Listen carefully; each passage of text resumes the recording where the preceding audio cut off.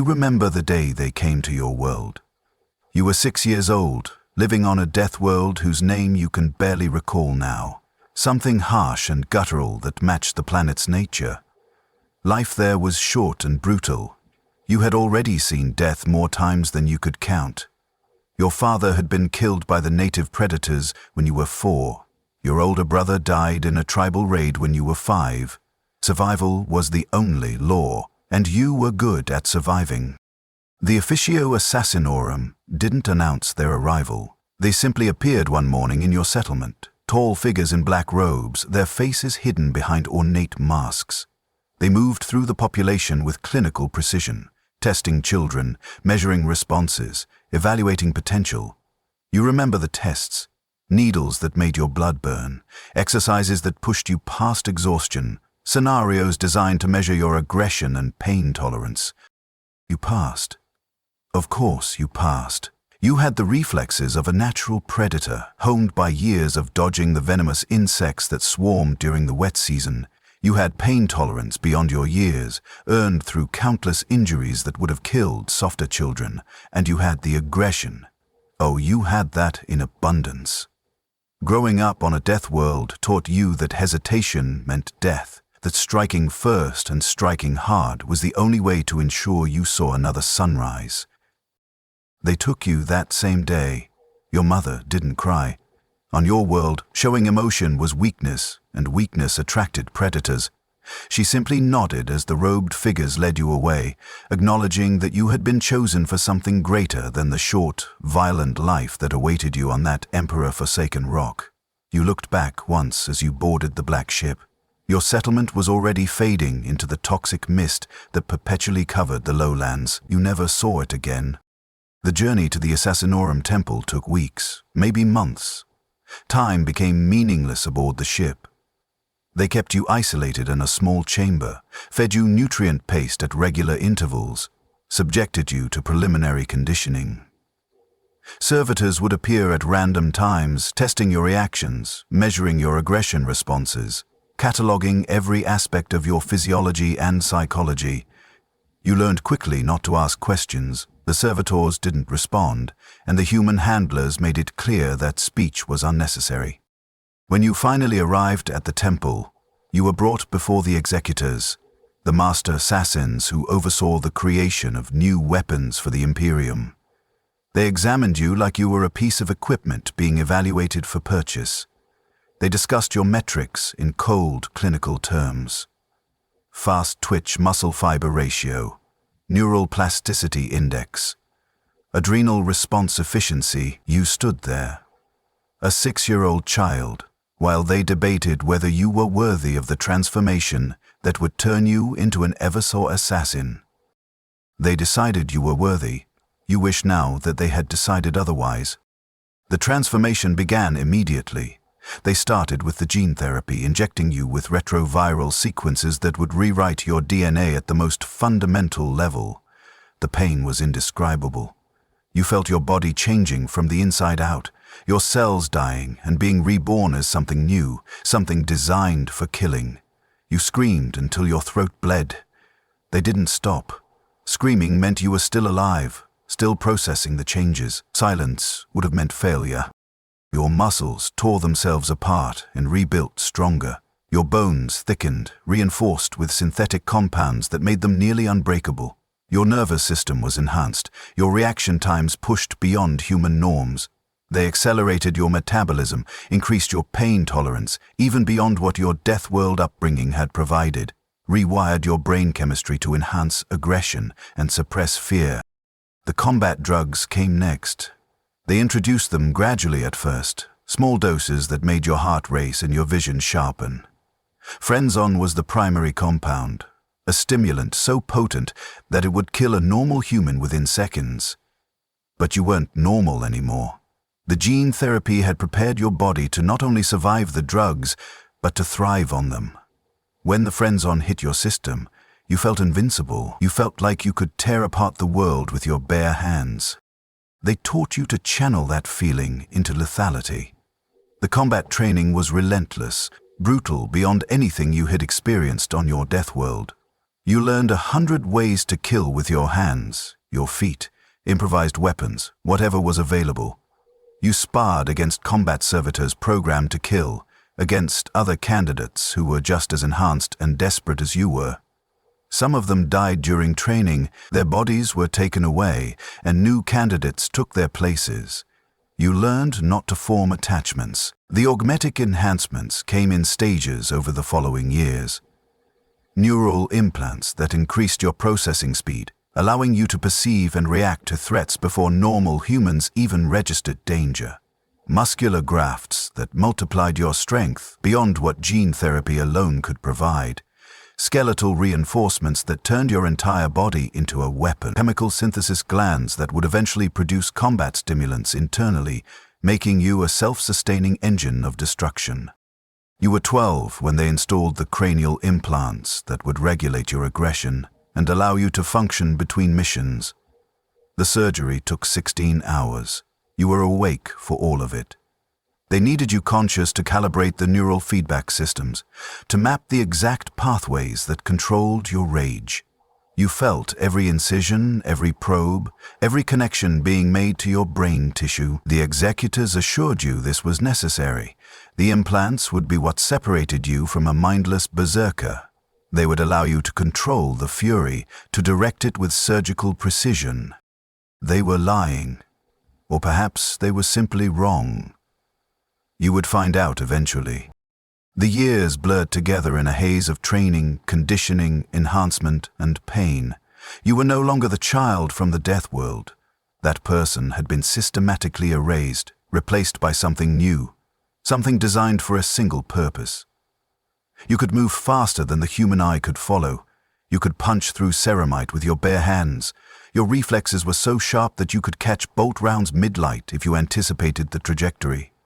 You were becoming the perfect Eversor assassin. But something was changing that the executors didn't anticipate.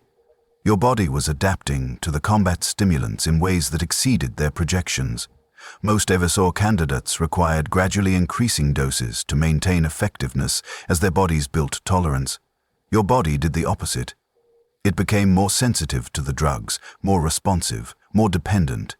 The chemical synthesis glands they had installed were producing combat stimulants at levels far beyond normal parameters. You began to crave the drugs even when you weren't in training. You would wake in your cell feeling wrong, incomplete, like something vital was missing. Your hands would shake, your vision would blur, pain would radiate through your entire body. A deep cellular agony that no amount of meditation or breathing exercises could alleviate. Then they would administer the next dose of Frenzon, and the relief was instantaneous.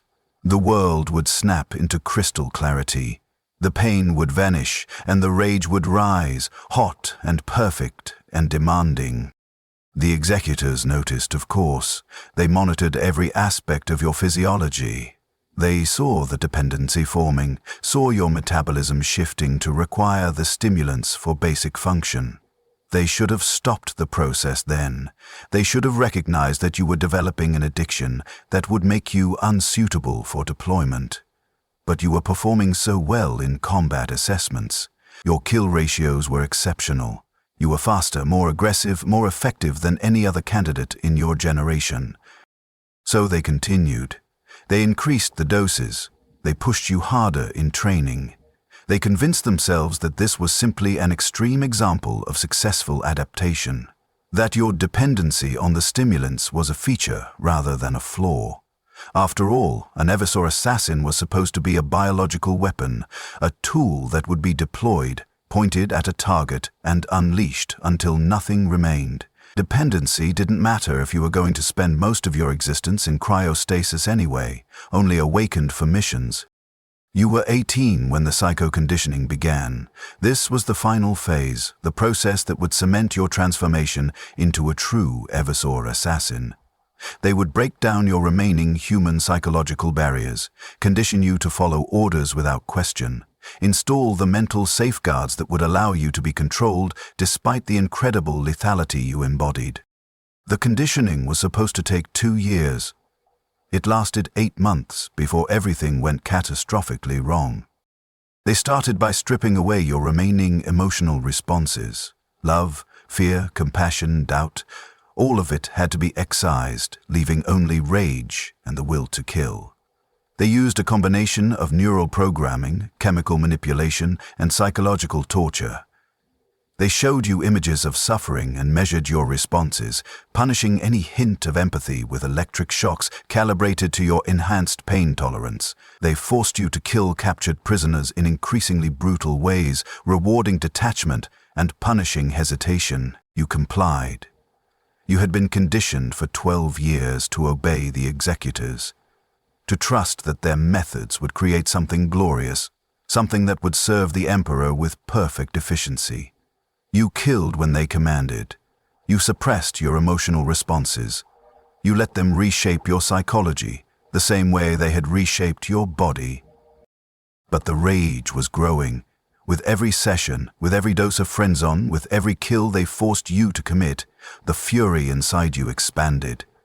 It stopped being something you could set aside when the session ended. It became constant. A pressure building behind your eyes, a heat in your blood that never fully cooled. The neural implants that were supposed to regulate your aggression started failing. Or perhaps they were working perfectly, and your aggression had simply exceeded what they were designed to contain. You started having episodes. You would be in your cell, ostensibly at rest, and suddenly the rage would spike. You would attack the walls, the door, the servitors that brought your meals. The first few times they sedated you and attributed it to normal adjustment difficulties, but the episodes became more frequent, more violent. You broke both your hands punching an adamantium door, shattering every bone despite your skeletal reinforcements. They healed within days thanks to your enhanced metabolism, and you broke them again. The executors increased your medication, trying to chemically suppress the aggression between conditioning sessions. It didn't work. Your body metabolized the sedatives almost immediately, rendering them useless. They tried neural inhibitors, electromagnetic dampening of your augmetic systems, even temporary paralysis. Nothing worked for more than a few hours, and every time they tried to suppress the rage, the withdrawal symptoms got worse. Because you were addicted, truly, deeply, cellularly addicted to the combat stimulants. Your body had been so thoroughly modified that it could no longer function without them. Withdrawing the drugs didn't calm you down. It sent you into agonizing seizures, your enhanced metabolism cannibalizing itself, your chemical synthesis glands going haywire trying to produce compounds they couldn't manufacture in sufficient quantities. The pain was worse than anything you had experienced during the transformation process. You begged them to restore the stimulants. You would have done anything to make the withdrawal stop. So they kept you on the drugs, and the rage kept building. You were 19 years old when they decided you were ready for final assessment. Despite the episodes, despite the obvious signs that something had gone wrong with your conditioning, your combat effectiveness was undeniable. You had killed 17 other failed candidates during practice sessions. You had destroyed combat servitors that were supposed to be indestructible. You had survived scenarios designed to kill even fully trained Sylvester assassins. On paper, you were perfect. The final assessment was supposed to be a formality. A panel of executors would evaluate your performance in a series of combat scenarios, verify that the psycho-conditioning had taken properly, and then approve you for cryostasis pending deployment. You had prepared for this moment for 13 years. Every enhancement, every hour of training, every drop of agony had been building toward this. They brought you to the assessment chamber in full restraints. This should have been a warning sign, but you were too focused on the coming test to question it. The restraints were removed once you were in position. The executors took their places behind reinforced viewing screens. The combat scenarios began. You performed flawlessly. They sent waves of combat servitors against you, each one armed and programmed to kill. You tore through them like they were made of paper. Your enhanced reflexes allowed you to dodge their attacks effortlessly. Your augmented strength let you rip them apart with your bare hands. The Frenzon sang in your blood, and the rage felt good, felt right, felt like the only real thing in the universe. The scenarios escalated. They released captured enemies, heretics, xenos, criminals designated for execution, real targets with real survival instincts. You killed them all. You were fast, efficient, brutal. You used their own weapons against them. You broke their bodies in ways that would have horrified the child you used to be. But that child was gone, buried under layers of conditioning and chemical enhancement. The executors were pleased. You could see it in their body language, even through the viewing screens. You were going to pass. You were going to become a true Eversor assassin, a weapon in service to the Emperor. Everything you had endured would be validated. Then they made their mistake. One of the executors entered the chamber to personally deliver your passing evaluation. Standard protocol called for you to be sedated before anyone entered the kill zone, but you had performed so well, demonstrated such control. They believed the conditioning had worked. They believed you were ready. The moment he stepped into the chamber, something in your brain snapped. Or perhaps it had been broken for months and you only now realized it. The executor was a target. A human target, yes, but your conditioning had been designed to eliminate the distinction between acceptable and unacceptable kills. You saw a threat, the rage, always simmering, always pressing against the edges of your control, erupted. You moved before conscious thought could intervene. One moment the executor was speaking, commending your performance. The next, you had covered the 15 meters between you and torn out his throat with your bare hand. Blood sprayed across your face, his body collapsed, and you felt satisfaction, pure and simple, and utterly wrong.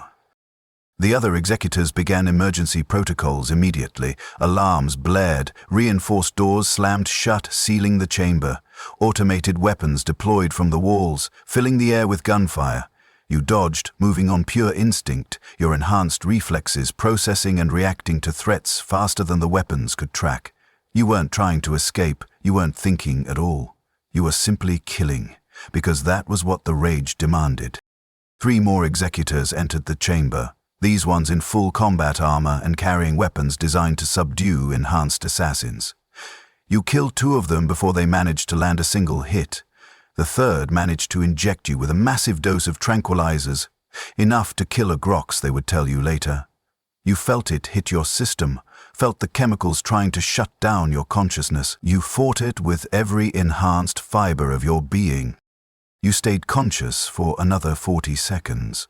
Long enough to break the third executor's spine, long enough to attack the reinforced viewing screens, cracking the supposedly unbreakable material with your fists, long enough to prove beyond any doubt that you were not in control, that the rage had consumed whatever remained of your ability to distinguish targets. Then the tranquilizers finally overwhelmed even your enhanced metabolism, and the world went dark. You woke in a reinforced cell. Your first sensation was pain, deep cellular agony that told you you'd been unconscious long enough for withdrawal to begin. Your second sensation was restraint. You were chained to the wall by both arms and both legs, heavy adamantium shackles that even your enhanced strength couldn't break. Your third sensation was rage, rising like bile, demanding release, screaming for blood. A servitor entered carrying a syringe of Frenzon.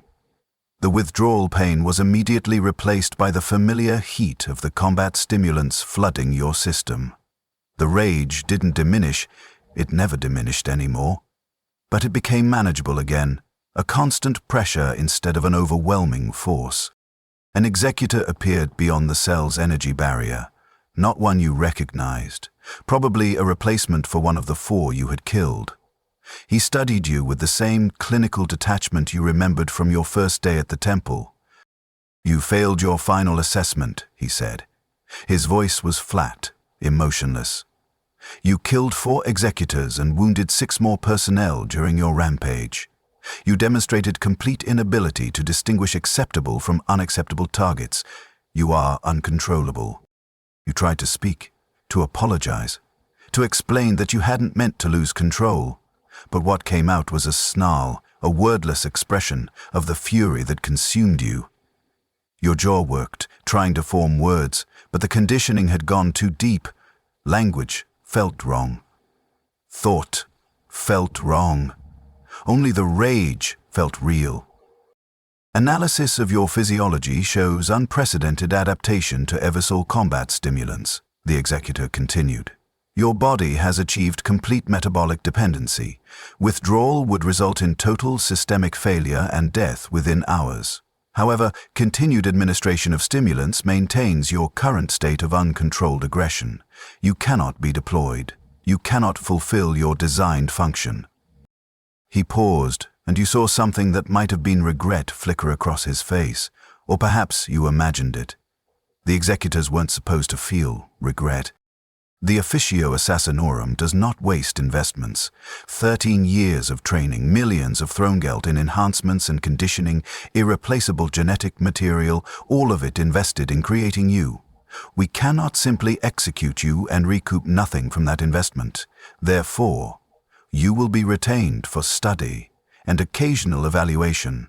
Perhaps future analysis will reveal a method to stabilize your condition. Until then, you will remain confined. You understood what he was saying. You were too valuable to kill, but too dangerous to deploy. You would spend the rest of your life, a life that had been artificially extended through augmetics and gene therapy, locked in this cell. A failed experiment, a cautionary example. A weapon too deadly to use and too expensive to destroy. The executor left. The servitor administered another dose of Frenzon on its programmed schedule. The rage continued to burn, and you began to understand the true nature of the prison you were in. It wasn't the cell. It was your own body, your own enhanced chemistry, your own artificially inflated aggression that could never be satisfied and could never be escaped. The cell became your entire universe. It was 5 meters by 5 meters, constructed of reinforced adamantium with an energy barrier covering the only entrance. There was a waste disposal unit in one corner, a nutrient dispenser in another. The walls were bare metal, already scarred from your fists and fingernails. The ceiling was too high to reach even when you jumped with your enhanced leg strength. There was nothing that could be used as a weapon, nothing that could be broken or fashioned into a tool. Just you and the rage and the endless, suffocating confinement. They kept you restrained at first, chained to the wall in a position that prevented you from hurting yourself or damaging the cell further. But the restraints themselves became targets for your aggression. You pulled against them until your wrists bled. You bit at the shackles until you broke your teeth. Teeth that grew back within days thanks to your enhanced healing. You thrashed and snarled and screamed in wordless fury that echoed off the metal walls. After 3 months, they removed the restraints. Not out of mercy. The Officio Assassinorum didn't do mercy. But because the data suggested that allowing you to exhaust yourself through physical violence might reduce the frequency of your worst episodes. They were treating you like a test subject because that's what you had become. Every aspect of your existence was monitored, measured, recorded for future analysis. You attacked the walls immediately. Your fists impacted the adamantium with enough force to dent the supposedly indestructible material. Pain shot through your hands with each impact, bones breaking, skin tearing, but the pain was nothing compared to the need to destroy, to hurt, to kill. You punched until your hands were mangled ruins. Then you waited for them to heal and did it again. The servitors came 4 times a day to dispense nutrient paste and administer your Frenzone dose. You attacked them every single time. It was compulsive, automatic. The moment the energy barrier dropped to allow the servitor entry, you charged. You knew it was pointless. The servitors were armored, programmed to withstand your attacks, equipped with shock weapons that could incapacitate you if you became too violent. But knowing didn't matter. The rage demanded targets, and the servitors were the only living things that entered your cell. You tore your fingernails off, clawing at the walls, trying to find purchase, trying to climb to the ceiling, trying to dig through solid metal. The pain was exquisite. You welcomed it, because it was the only sensation other than rage that penetrated your consciousness. Your fingertips bled constantly, leaving smears of crimson on the walls. The nails grew back within a day, and you tore them off again. Speech left you entirely within the first year. You tried to maintain it at first, talking to yourself to prove you were still human, still capable of thought beyond violence. But words felt wrong in your mouth. They couldn't express what you felt. The rage was too big for language, too fundamental. It existed below consciousness, in the ancient parts of your brain that predated civilization. So you stopped talking. You snarled, growled, screamed, but you didn't speak. The isolation was its own special torture. You had been alone before, during the early stages of your transformation, but back then you had known it was temporary. There had been training sessions, evaluations, interactions with executors and other candidates. Now there was nothing, just the cell, the servitors, and your own spiraling thoughts. You began to lose track of time. Days blended together, weeks became meaningless. You measured your existence in doses of friends-on, in cycles of injury and healing, in the slow accumulation of scratches you carved into the walls. You'd tried to remember your life before, your mother's face, your death-world home, the simple, brutal clarity of survival without enhancement or conditioning. But the memories were fading, compressed and overwritten by the psycho-conditioning and the endless present of rage and confinement. You could remember facts. You had a mother. You came from a death world. But the emotional content was gone. Those memories belonged to someone else, someone who had died 13 years ago when the transformation began. You clung to your name. That was the one thing you refused to let the rage take. You would carve it into the walls during your clearer moments, scratch the letters into the adamantium with your torn fingernails. Your name. Proof that you had been human once. Proof that you were more than just a failed weapon. But even your name started to feel hollow, like a word you'd repeated so many times it lost all meaning. The worst part was that you understood what was happening to you. The psycho-conditioning hadn't destroyed your intelligence, just your self-control. You could analyze your situation with perfect clarity during the brief windows between rage episodes. You knew that you were going mad. You knew that the isolation and the constant stimulant administration and the inability to fulfill your designed purpose were destroying whatever remained of your humanity. You knew, and you were powerless to stop it. Because stopping would require withdrawing from the friend-zone, and withdrawal meant death. Your body couldn't survive without the combat stimulants anymore. Your enhanced metabolism had become so dependent on them that removing them would cause total systemic collapse. Your heart would stop, your augmented organs would fail, you would die in agony as your body consumed itself trying to produce chemicals it could no longer synthesize in sufficient quantities. So you were trapped, locked into a cycle of drug dependency and violence with no possibility of escape except death. And the Officio Assassinorum wouldn't even grant you that mercy, because you were too valuable as research data. They came once a month for evaluation. You learned to anticipate it by counting servitor visits, by tracking the subtle changes in the friend-zone dosage they administered before transport. A full squad would enter your cell, armed with shock weapons and tranquilizer guns, and they would subdue you through overwhelming force. Then they would drag you through the temple corridors to the combat pit. The combat pit was an arena, 50 meters in diameter, with reinforced walls and observation galleries for the executors to watch from safety. They would throw you into the center and release targets, sometimes combat servitors, sometimes captured prisoners designated for execution, sometimes other failed assassins whose enhancements had gone wrong in different ways. And you would kill them all. It was the only time the rage felt satisfied, the only time you could fulfill your designed purpose, even in this twisted, contained way. The moment they released the restraints, you charged. Your enhanced speed carried you across the arena in seconds. Your augmented strength let you tear apart targets that would challenge normal humans. The combat stimulants pushed you beyond human limitations, making you a blur of violence and death. You were magnificent in those moments. You moved with a precision that your conscious mind couldn't match, your body executing techniques drilled into you through years of training. You used the environment, the target's own weapons, your bare hands, whatever was available. You killed efficiently, brutally, perfectly. And when the last target fell, when the arena floor was painted with blood and littered with broken bodies, the rage didn't diminish.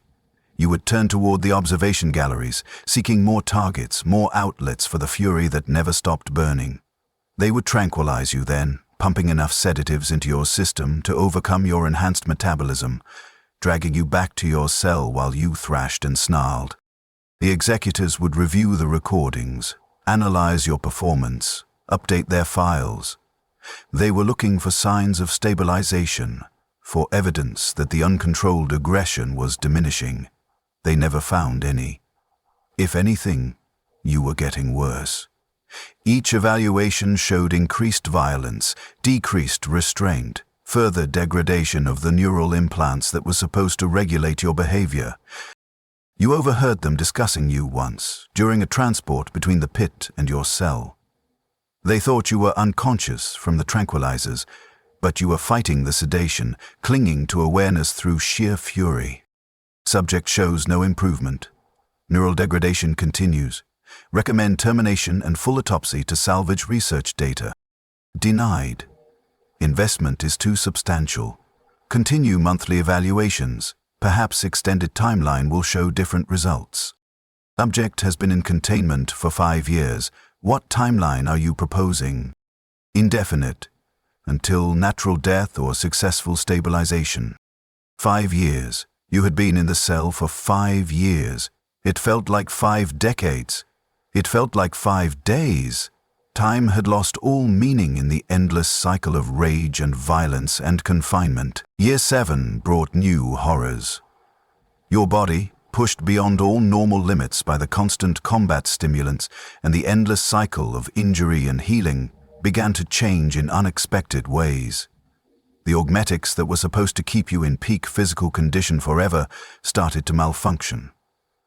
Or perhaps they were working exactly as designed, and your peak physical condition was simply incompatible with sanity. You stopped aging normally. The gene therapy and augmetic enhancements had always slowed your aging, but now it seemed to stop entirely. You were 26 years old chronologically, but looked exactly as you had at 19. The executors noted this with interest. They ran additional tests, comparing your cellular decay rates to baseline human metrics. You were aging at approximately 1/10 normal rate. Your body was locked in a state of permanent youth, preserved by the same enhancements that had destroyed your mind. This should have been a triumph of Mechanicus engineering. Instead, it was a curse, because it meant you might live for centuries, trapped in this cell, locked in this rage, unable to die from natural causes or accumulated damage. The augmetics would keep repairing you, the enhanced metabolism would keep adapting, the combat stimulants would keep burning through your system. Forever. The realization broke something fundamental in your psyche. You had been holding onto the hope, however faint, that eventually your body would give out, that age or accumulated injury or simple systemic failure would grant you the escape that execution was denied. But now even that hope was gone. You were going to spend the rest of your unnaturally extended life in this cell, going progressively more insane, your humanity eroding year by year until nothing remained but rage in the shape of a human. You screamed for 3 days straight when you understood this. Your vocal cords tore from the strain. They healed. You screamed more. The servitors increased your sedative dosage, trying to calm you, but it only dulled the edges of the fury without eliminating it. You attacked the walls with renewed violence, breaking bones that you knew would heal, tearing flesh that you knew would regenerate, trying desperately to inflict permanent damage on a body designed to be indestructible. New failed candidates began appearing in the monthly evaluations. The Officio Assassinorum was still creating assassins, still pushing candidates through the brutal transformation process, and still producing failures. You fought them in the combat pit. Young men and women whose enhancements had gone wrong in different ways. Some had been twisted into grotesque parodies of human form by genetic rejection. Others had gone catatonic from psycho-conditioning. Still others, like you, had become uncontrollable engines of violence. You killed them all without hesitation. They were targets, and targets existed to be destroyed. But sometimes, in the moments after the killing rage subsided and before the tranquilizers took hold, you would look at their broken bodies and see yourself. You were all failures, all weapons that didn't work as intended, all investments that the Assassinorum couldn't deploy, but wouldn't destroy. You wondered how many others there were. How many failed Eversors locked in cells throughout the temple, burning with artificial rage, going slowly mad in isolation. How many Culexius candidates, whose null fields had become uncontrollable. How many Kalidas, whose shape-shifting abilities had twisted them beyond recovery. The Assassinorum created thousands of candidates. How many actually succeeded? How many ended up like you? The thought should have brought some comfort. You weren't alone in your failure. But it only made things worse. Because if there were hundreds or thousands of failed assassins locked away in cells just like yours, then the Imperium was built on an ocean of suffering. All that pain, all that transformation, all those ruined lives, just to create a handful of weapons that would serve briefly before being destroyed or going wrong themselves. You had believed once that serving the Emperor was the highest calling. You had endured years of agony during your transformation because you believed it was worth it, that you would become something glorious and necessary, but now you understood the truth. You weren't glorious, you were just broken, and the Imperium didn't care about the broken, as long as they served some purpose, even if that purpose was just providing research data for future candidates. Year 10 marked the first time you managed to hurt yourself badly enough that the augmetics couldn't immediately repair the damage. You had been attacking the walls as usual when you discovered that if you struck at precisely the right angle, using your full enhanced strength, you could fracture your own skull. The pain was transcendent. For a few precious moments, the physical agony was strong enough to overwhelm even the rage. You did it again and again. The servitors found you collapsed in a pool of your own blood, your skull fractured in 3 places, your brain matter exposed. They administered emergency medical care, flooded your system with healing accelerants, repaired the damage. But you had discovered a new outlet for the rage. If you couldn't kill others except during evaluations, you would kill yourself, slowly, one injury at a time. The executors added additional restraints to your cell. Padded coverings on the walls to prevent lethal self-injury, automated medical servitors that would intervene if your vital signs dropped below critical thresholds. They were determined to keep you alive, to preserve their investment, no matter how much you suffered. But you adapted. You always adapted. That was what your body was designed to do. You learned to injure yourself in ways that caused maximum pain without triggering the automated safety systems. You would dislocate your own joints, break your fingers one at a time, bite through your tongue, anything to feel something other than the constant burning rage. The evaluations became more elaborate. The executors started testing you against increasingly dangerous targets, trying to find the limits of your capabilities. They released packs of combat servitors simultaneously. They armed prisoners with weapons designed to kill enhanced assassins. They even, once, put you against another failed Eversor whose symptoms matched yours. That fight lasted 4 hours. 2 uncontrollable engines of rage, both enhanced beyond human limits, both unable to stop killing. You tore each other apart with a ferocity that impressed even the jaded executors. You broke his spine, he shattered your ribs, you tore out his eye, he fractured your jaw. Neither of you would stop, couldn't stop, even as your bodies accumulated damage that would have killed normal humans 10 times over. They finally separated you by flooding the pit with enough tranquilizers to sedate a small army. When you woke in your cell, you learned that the other failed Eversor had died from accumulated injuries. His body, pushed past even enhanced limits, had finally given out. You felt something that might have been envy. He had escaped. You were still here. Years 11 through 15 blurred together. The isolation had progressed beyond mere loneliness into something darker. You began to hallucinate during the long stretches between evaluations. You would see your mother standing in the corner of your cell, looking at you with disappointment. You would see the executors you had killed during your failed assessment, their throats torn out, pointing accusingly. You would see yourself as a child, before the transformation, looking at what you had become with horror. You knew the hallucinations weren't real. Your enhanced cognition was still functional enough to distinguish reality from delusion, but knowing didn't make them go away. They were products of your deteriorating mental state, your brain trying desperately to create some form of social interaction, even if it had to manufacture it from nothing. You started talking to the hallucinations. You had stopped speaking years ago. But now you forced words past your conditioned aversion to language. The words came out broken, slurred, more growl than speech. But they were words. You told your hallucinated mother about your day. You argued with the dead executors. You tried to explain to your child self why you had chosen this path. The servitors noted your vocalizations in their reports. The executors analyzed the recordings, trying to determine if you were regaining linguistic capability or simply degrading further into madness. They concluded it was degradation. You were creating imaginary companions because isolation had broken your social cognition. Just another symptom of your continued neural deterioration.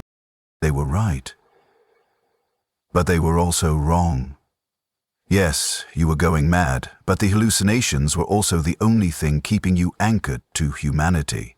As long as you could remember what it felt like to interact with others, to speak and be understood, to exist as something other than pure rage, some part of you remained human. The moment you stopped talking to your hallucinations would be the moment you became entirely the weapon they had tried to create. Mindless, purposeless, existing only to kill. You are 40 years old now. You look 20. You have spent 30 years in this cell, and you might spend 300 more before your enhanced body finally fails. This is your life. This is your eternity. The rage has become your natural state. You don't remember what it felt like to be calm anymore. Even in your dreams, when the combat stimulants dip low enough to allow something approximating sleep, you dream of violence. You dream of tearing apart targets, of blood and broken bodies, of the satisfying crunch of bone beneath your enhanced fists. You wake from these dreams with your hands already formed into killing strikes, attacking enemies that don't exist. The monthly evaluations continue. They have become routine, predictable, the only variation in an otherwise unchanging existence. They bring you to the pit. They release targets. You kill until nothing moves. They tranquilize you. They return you to your cell.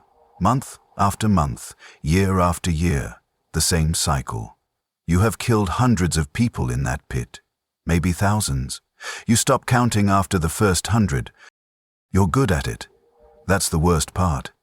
Despite your lack of control, despite your inability to distinguish acceptable from unacceptable targets, you are devastatingly effective at killing. Your combat performance metrics would be impressive for a fully functional Eversor assassin. For a failed candidate locked in a cell, they're unprecedented. The executors continue to study you, continue to collect data, hoping to understand what went right and what went wrong, so they can replicate the former and avoid the latter in future candidates. You are a lesson, a cautionary tale, an example of what happens when the enhancement process is pushed too far, when dependency becomes total, when the weapon consumes the wielder. New executors are brought to observe you during evaluations, to see firsthand the consequences of inadequate psycho-conditioning. You can hear them discussing you like you're a particularly interesting specimen of xenos biology. Note the complete loss of target discrimination. The subject attacks anything that moves without assessing threat level or authorization status. Observe the dependency manifestation. Subject requires continuous combat stimulant administration. Withdrawal would result in death within 6 to 8 hours. Remarkable physical preservation, despite 3 decades of confinement. The gene therapy and augmetic integration have arrested aging almost entirely. They talk about you like you're not there, like you're already dead, just a biological mechanism that keeps moving out of chemical momentum. Maybe they're right. Maybe the person you were died years ago, and what remains is just a ghost trapped in an enhanced body, screaming silently while wearing a mask of rage. You still remember your name. You carve it into the walls during your clearer moments, the letters laid over each other hundreds of times deep. Your name is the last anchor to your humanity, the last proof that you were once a child with dreams and hopes, before the Officio Assassinorum took you and tried to turn you into a weapon. Sometimes you remember your mother. The memory is faint now, degraded by decades of psycho-conditioning and isolation. You remember she was strong. She had to be, to survive on a death world. You remember she didn't cry when they took you, because showing weakness attracted predators. You wonder if she's still alive, if she ever thinks about the child who was taken away and never returned. Probably not. Death world inhabitants couldn't afford to dwell on the past. Survival required complete focus on the present. You wonder what she would think if she saw you now. Would she recognize the monster wearing her child's face? Would she understand that you had been trying to serve the Emperor, trying to become something greater, and had simply been broken in the process? Or would she see you as just another predator, another threat to be avoided or eliminated? You'll never know, and that might be the kindest mercy the universe has granted you. The hallucinations have become more elaborate over the years. Your deteriorating mind populates your cell with entire crowds of imagined people. Dead executors, killed targets, other failed candidates.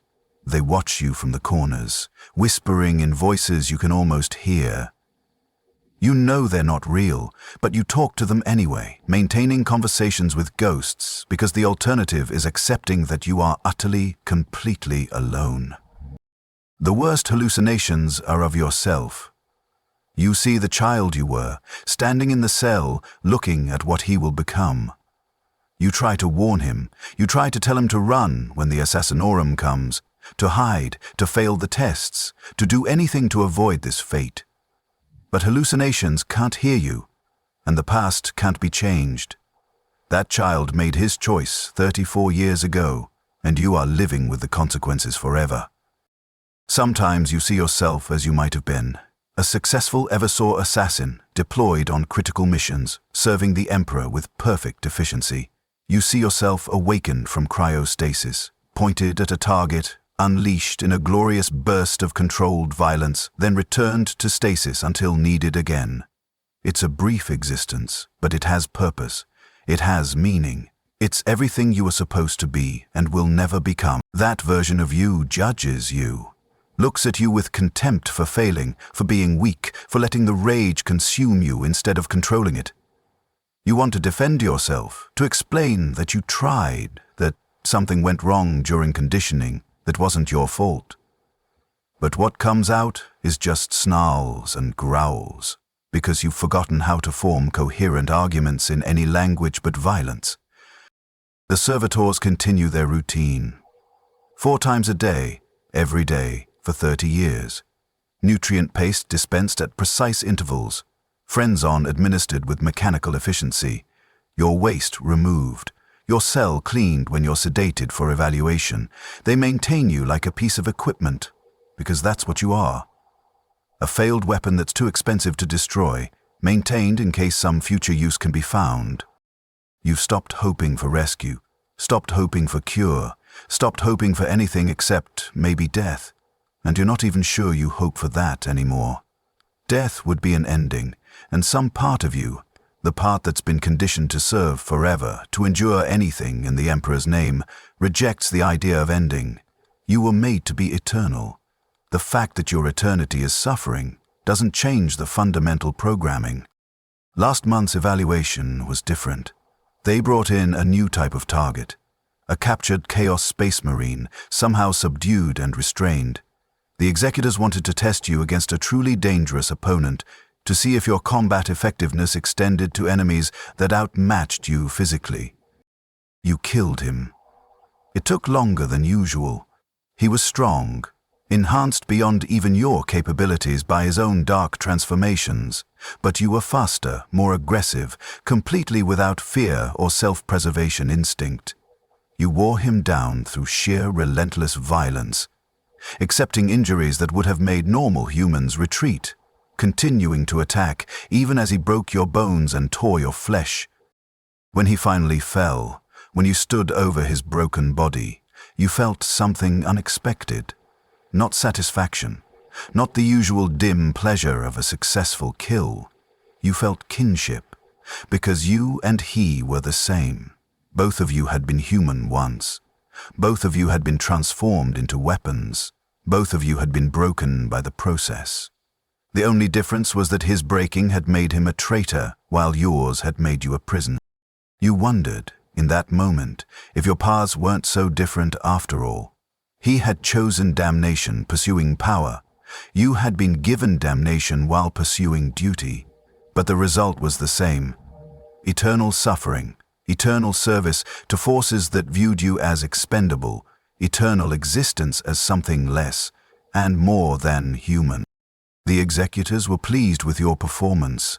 They discussed extending your evaluations to include more dangerous targets. Perhaps you could serve a purpose after all. A disposal method for enemies too dangerous to execute through normal means. Let the failed Eversor tear them apart. At least then your existence would have some value to the Imperium. You don't care what they decide. Purpose or no purpose, your existence doesn't change. The cell, the rage, the endless burning of combat stimulants in your veins, the slow erosion of everything that made you human. This is your life. This is your forever. You are 40 years old. You look 20. Your body might last for centuries, and every single day of those centuries will be exactly like this one. Trapped in a cell, burning with artificial fury, unable to serve the emperor you were trying to honor, unable to die, unable to be free. You remember your name. You carve it into the walls one more time, the letters cutting deep into adamantium that's already scarred with decades of scratches. Your name is proof that you existed, that you were human once, that you had an identity beyond failed candidate and subject for study. Your name is all you have left, and you will hold on to it with the same desperate fury you bring to everything else, because letting go of your name would mean admitting that the transformation is complete. That Princeps Veros has become eternal wrath, that the failed candidate has been completely consumed by the rage. You will not let go. You cannot let go. Because the moment you forget who you were, the moment your name becomes just more scratches on a cell wall with no meaning attached, that's the moment you truly become the weapon they tried to create. Purposeless, mindless, existing only to kill whatever targets they provide, until your enhanced body finally fails. The servitor approaches with your next dose of Frenzon. You attack it reflexively. It deploys shock weapons. You barely feel the electricity through the rage. The syringe plunges into your neck. The combat stimulants flood your system. The rage intensifies. Your hands form into killing strikes. Your hand's metabolism processes the drugs with perfect efficiency. Your body remains locked in its peak condition, preserved forever in this state of violent youth. This is your life, 30 years down, perhaps 300 to go. This is your eternity. This is your service to the Emperor, not as the glorious weapon you were meant to be, but as a lesson in failure, a repository of research data, a disposal method for dangerous enemies. This is what happens when an Eversor candidate adapts too perfectly to the combat stimulants. This is what happens when the rage won't turn off. This is what happens when you become the weapon instead of wielding it. You are a failed Eversor assassin. You are 40 years old and you look 20, and you might live for centuries. You are trapped in a cell deep in an assassinorum temple. You are burning with fury that will never diminish. You are going mad from isolation. You are unable to die and unable to be freed. And you remember your name. You remember that you were human once. You remember your mother's face, your death world home, your dreams of serving the Emperor. The memories are fading, compressed, overwritten by decades of rage and violence, but they're still there, still yours, still proof that you were more than just a failed weapon. You hold on to those memories with desperate fury. You carve your name into the walls one more time. You endure another day in your eternal prison. You survive because that's what you were trained to do on your death world, what was reinforced through years of enhancement and conditioning. Survive no matter the cost. This is your curse. This is your life. This is your forever. And somewhere, in the compressed depths of your chemically ravaged mind, the child you used to be is still screaming.